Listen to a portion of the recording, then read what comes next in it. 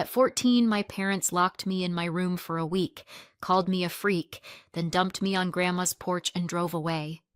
Years later, they returned, polite, empty, asking for my inheritance to save their perfect son.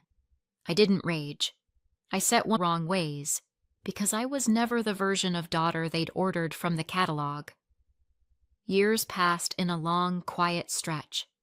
Then one day they reappeared, very polite, very practical, asking me to return part of Grandma's inheritance so they could help my brother out of a mess. Funny how help and honesty only seemed to exist when the problem wasn't me. My first seizures came early. Epilepsy landed in my pediatric chart like a rubber stamp on the cover. My parents weren't ready. Emotionally, psychologically, pick a word. They looked at me the way you look at a malfunctioning appliance. Scary to touch, embarrassing to show guests. I learned young that the rules for me were different from the rules for my brother. Colton is 3 years older.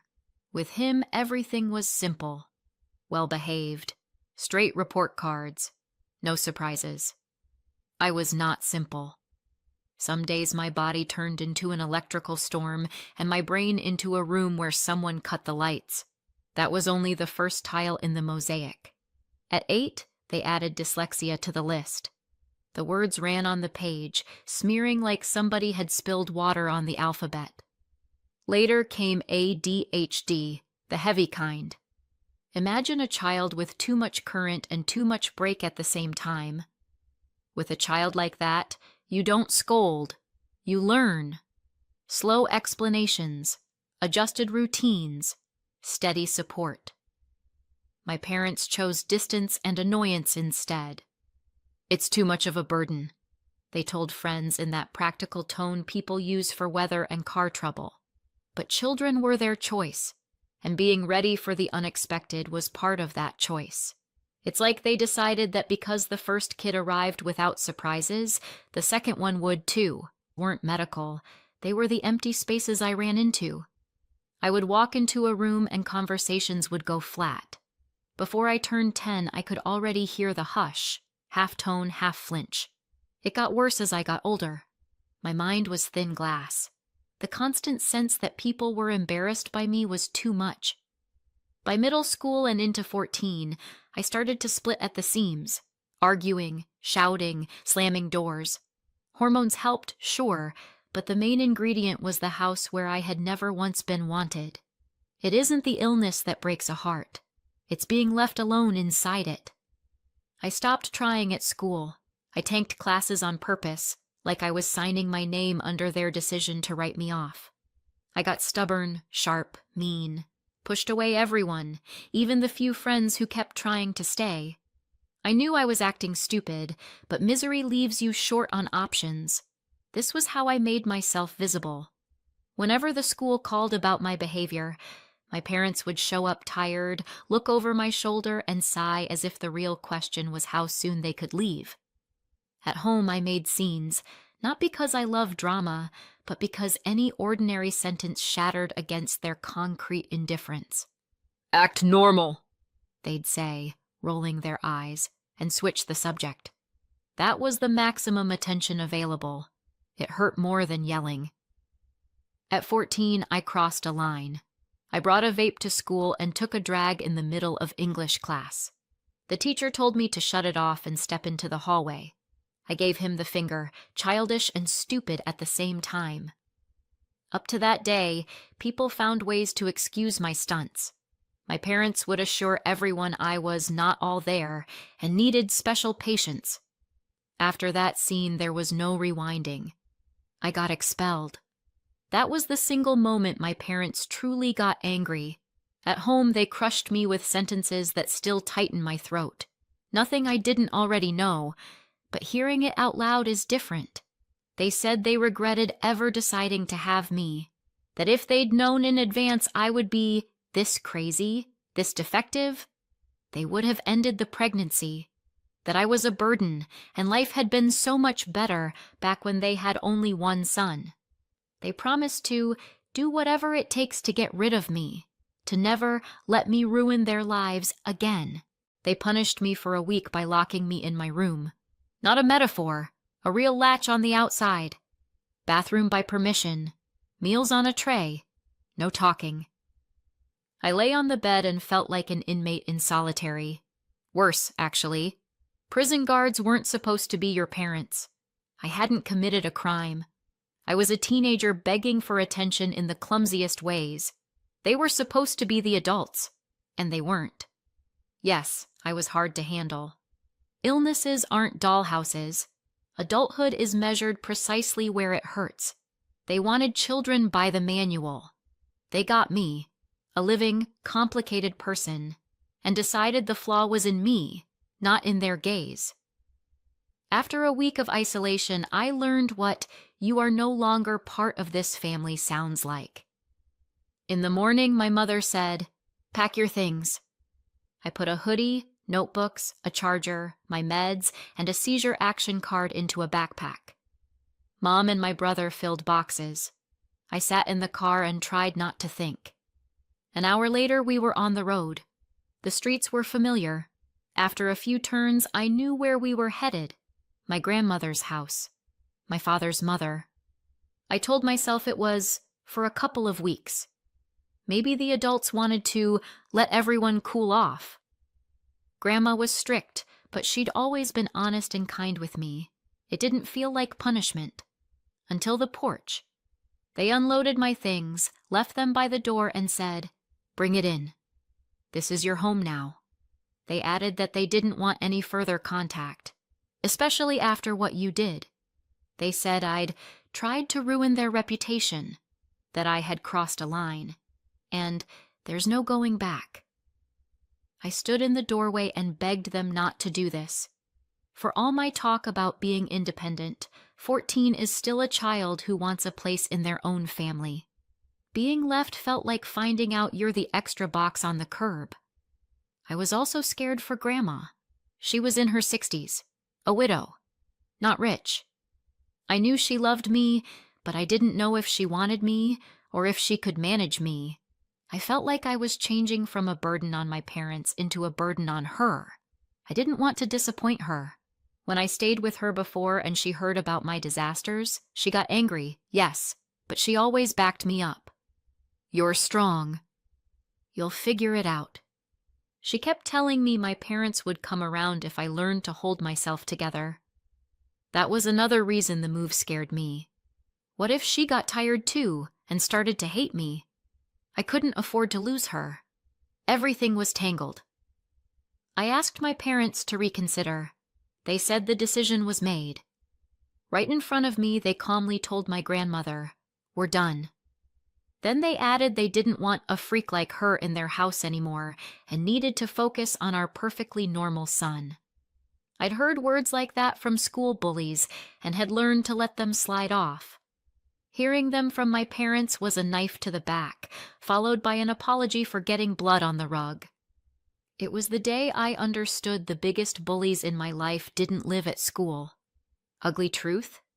They did me a favor by sending me to Grandma's. Nothing I did would have earned me their love, not even becoming perfect.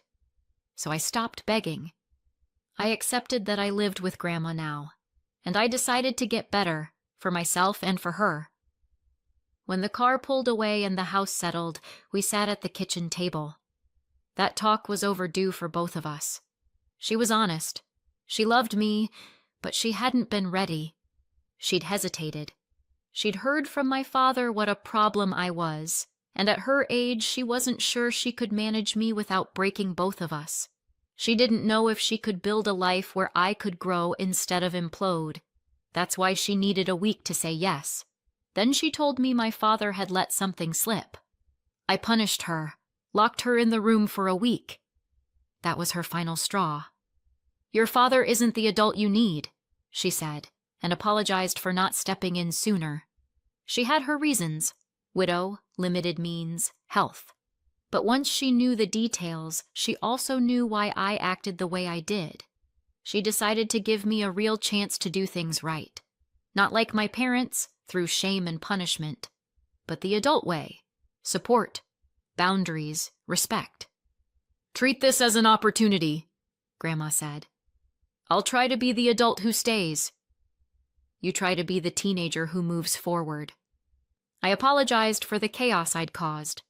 I told her I forgave her for not taking me earlier, even though she knew how I was being treated. We agreed to leave the past behind and to work on the future. I'm still grateful for that evening, for the plain words that held more love than all my parents' careful, "We did our best." After that day, I turned my life over. Not at once, inch by inch, habit by habit. Grandma helped. She found tutors in reading and math so I could catch up. She met with the school to make sure I wasn't equalized, but actually accommodated. And later, when it was obvious my old school was chewing me up, she filed the papers and got me into a private program with support. Teachers who knew my diagnoses ahead of time and didn't treat me like a normal kid who just needed a hallway scolding. The difference was enormous. No one used my conditions as an excuse. No one pretended they didn't exist. With that foundation, the once impossible happened. I finished high school with good grades and got into college. Like any other teenager with a plan, I learned to set targets and move toward them. For that, I thank my grandmother. Only her. My parents would drop by Grandma's once in a while. They never saw me. Every time they came, I slipped out and didn't return till they were gone.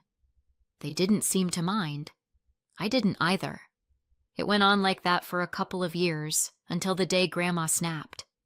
They showed up with the same old lines, my awful temperament, the shame I brought the family, and the same refusal to admit where they'd stopped being parents. They called me a rotten apple, a freak. For the first time in a long time, Grandma raised her voice. She told them not to come back, and they listened. In this one way, they were consistent. Their pride never let them admit the obvious. We haven't spoken in almost 10 years. It turned out to be easier than I expected. We lived as if those people who once called themselves my family simply didn't exist, not out of spite, because otherwise the quiet turned back into noise. In those years, I crossed a lot of markers. Finished high school, got into college and stayed, rented my own place, found work, learned how to pay bills on time and how to fry eggs so the whites stay in a circle, not a cloud. Grandma's trick. Through all of it, I didn't speak to my parents once. They didn't try either. My accounts were open. I never blocked them. Any hay would have arrived just fine. They chose silence, like picking wallpaper you don't have to notice, something that won't remind you a home was ever lived in. Sometimes I almost messaged first. Then I'd hear the click of that latch from the week they locked me in, feel the air go thicker than water in my chest, and the urge would pass. They reached out only after she died. For months after the funeral, I walked like my legs were cotton. She was the adult who stood on my side even when I convinced myself there was no side. We hadn't lived together the last few years. I'd moved to study, then to be closer to work. But she was still my brace.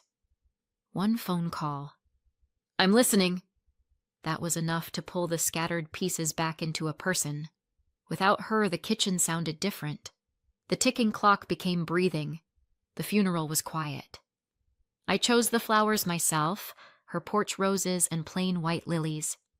People didn't say much at the gathering after. Later, the lawyer read the will. The house to me. The savings, too. Not riches for the ages, but enough that rent and the dentist didn't feel like cliffs. Tucked into the documents was a note in her hand. "Zoya, take care of yourself, make plans, don't live by punishments." I slid the note into her old recipe notebook, the page with lemon pie, where she'd scribbled in red, "Skip the sugar. You're already sweet." Not 6 months passed before the knock came. There they were on my porch. Polite faces, polished condolences, my mother gripping a folder, my father the door frame. I let them talk, just in case they were here to apologize. A couple of sentences later, we arrived at the real point. Their perfectly normal, healthy son was not in fact fine. In college, he experimented, then lost control. Now it was hitting his classes, his job, his everything. He needed help. Paid rehab. Inpatient. No more low-cost programs. The words stuck in their mouths, but the meaning was perfectly clear. They needed money. Mine. I asked why he couldn't start with the cheaper options, groups, outpatient, anything within reach. We tried, they said. Not enough. He needed a clinic farther away, longer, with real specialists. It would be expensive. They said the word like a spell that opens wallets. They didn't name a figure, but I could see it gathering on my father's lips, rehearsed.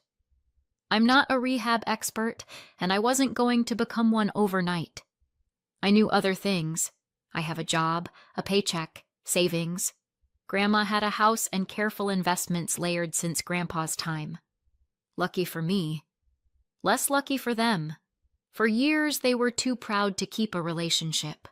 Too proud to say sorry, even as the numbers would have helped. And now, suddenly, we're family. Help us. I said I would. Any reasonable amount. One condition. They had to acknowledge publicly what they did to me. Not whispered over a sink, not texted, not hidden between lines, publicly, a letter to the family, a post in our group chat, an email round to the cousins, whichever. Own the words they used on me. Own how they treated my grandmother. Own that they need my help now, and explain why. We kept the peace for a decade because Grandma hated drama.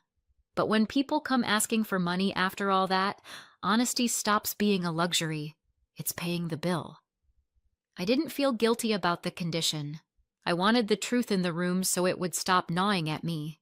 It wasn't blackmail. It was shelving the story where it belongs, so it can't keep rewriting itself. The condition was simple as a switch. This side is light, that side is dark. Choose. Their faces lengthened. They tried to bargain. Called me unfair. Called me selfish. I repeated myself. It's my condition. Take it or leave it. I wasn't hoarding money. I had no grudge against my brother and barely any anger left for them, but I needed honesty. Without it, money isn't help. It's a continuation of the old lie through a different account. They changed tactics. How could you? He's in trouble. I asked where they'd been when I was in trouble. Silence.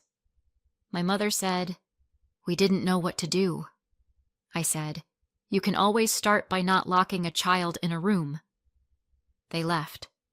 Long sighs, accusations, hints that these things shouldn't be made public. A few days later, the messages started. First words, then photos of my brother, bad light, hollow cheeks, empty eyes. Here is the person who needs your help. I looked and felt pain. Pain, yes. Guilt, no. Alongside the ache rose that old buried thought. Where were you when I needed help? If they wanted mine now, they'd have to put down their pride. Not for me. For him. I answered once. The condition stands. A public admission. No ifs, no buts. I didn't argue after that. Clear rules are easy. They only feel hard to people who have never had to be wrong. 10 days later, they came back, with my brother. They stood at my doorway like an exhibit. He stared at his shoes.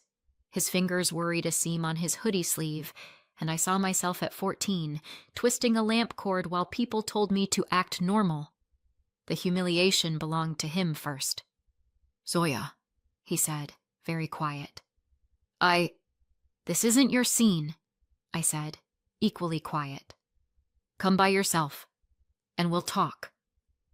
My parents got loud. We're together. We are a family. I said I'd speak to him when he wanted to come on his own. No audience. They pushed. Wanted a yes on the spot. I said if they didn't leave, I'd call the police and start the paperwork for a restraining order. That cooled them. As they walked away, my father tossed, You and your grandma are the most selfish people on the planet. Funny word, coming from someone who once left me on a porch because they didn't want the work of a child who needed help. Funnier still how quickly they forget. The perfect child they loved. The real one they couldn't. After that, I finally did what I should have done sooner. Blocked their numbers. Moved to another neighborhood. Told the relatives, the address is for no one. Last time somebody decided parents deserve to know where their daughter lives and handed it over. Now there would be no more deserves. If you share it, I cut contact, I said. One cousin hesitated. He chose me. I made a list of what I intended to keep. First, quiet. Second, memory. Third, what Grandma actually taught. Not money, a way to live. Mondays are budget check. Wednesdays are long walks without headphones. Weekends are for the roses by the steps. I keep her house together, fix the stairs, replace the porch screen, and write expenses in her paper planner where neat lines share a page with underlined reminders like, call Zoya. Sometimes a pressed petal falls from between the pages, a small proof that beauty can be archived too. The messages kept coming. The tone kept shifting. Accusations, then requests, then threats to expose the truth, then requests again. Somewhere in the middle of that, I noticed the old tremor was gone. Inside felt level, like water in a cup held with both hands. I learned to set boundaries and not explain them forever. Boundaries aren't walls, they're maps. This is open, this is closed. This entrance requires respect. I think about my brother a lot. In the evenings, sitting on the steps, listening to the trees move. I picture him coming alone one day. No parents, no directors. I put on the kettle. We sit. He says, I'm sorry. I say, you too. We look up a program that actually fits. I pay for it. Not to repay the past, but to invest in his present. That's a different story. I'll be ready when he is. A week after their first visit, I wrote the rule one more time. No public admission, no money. I knew the will left everything to me. The lawyer had mailed the letters, so they knew it too. They would have to sit with their choices. I wasn't holding the line to win. I was holding it so I could stop lying to myself that it wasn't that bad. It was. Name it. That same night, I didn't sleep. Not from fear, memory. The house still held the echo of my 14-year-old lockdown, the snap of the latch, the tray on the floor, the hush in the hallway. I made tea and wrote myself a letter, the admission I keep waiting to hear from them. Zoya, what they did was wrong. You were a child. They locked you in and used words you don't say to children. It wasn't your fault I read it out loud and filed it with the important papers. Sometimes growing up is saying the true thing to yourself in the voice you didn't have. A month later, I opened a separate account. The Evelyn Fund, small but steady. From it, I pay for tutors and camps and audiobooks for kids who get stamped with diagnoses like barcodes. Modest grants. No social posts. Just a hang-in-there note and a first receipt paid. Sometimes that's enough to stop someone's world from tilting. The first transfer went to a girl in the next city, Mia, whose letters run away from her the way mine used to, while her teacher calls it laziness. I read her thank you 3 times and cried 3.5. Work ticks along. Mornings I jog the block. Evenings I read out loud, slowly, the way my reading specialist taught me back then. The words don't sprint anymore. They walk. I'm learning to like their pace. Once a week I write lists, errands, groceries, what to talk about with myself. Strange items appear. Buy lemons. Check the smoke alarm batteries. Tell yourself it's working. I buy, I check, I tell. It's therapy, but homemade. Sometimes I dream about my parents' house. I walk in and no one is there. The walls hold photos where I'm missing too. I hear my own footsteps and know how not to be scared of the silence. A small victory, but mine. In one dream, I opened the fridge and there was Grandma's lemon pie. No sugar. Yours sweet enough. I woke up tasting citrus and relief. If my brother ever calls on his own, I'll answer. No conditions. I'm here, I'll say. The rest we can do like grown-ups, with the honesty I wasn't given. Maybe we'll repair one thread in this cracked family pattern. If not, I'll still know I did what I could. I wonder sometimes why admitting the obvious is impossible for some people. Then I look at the note above my desk. Pride is a suit tailored to someone else's measurements and worn to rags. I'm done with costumes. I want clothes that fit. Honesty, quiet, and the people who stay by choice, not paperwork. I close this and go water the roses by the steps. They're still steady and straight, not because someone told them to be, because they have a trellis and light. That's what Grandma taught me. Support and light. The rest grows. Thanks for watching. If you enjoyed the story, please like, subscribe, and leave a comment with your thoughts. See you in the next video.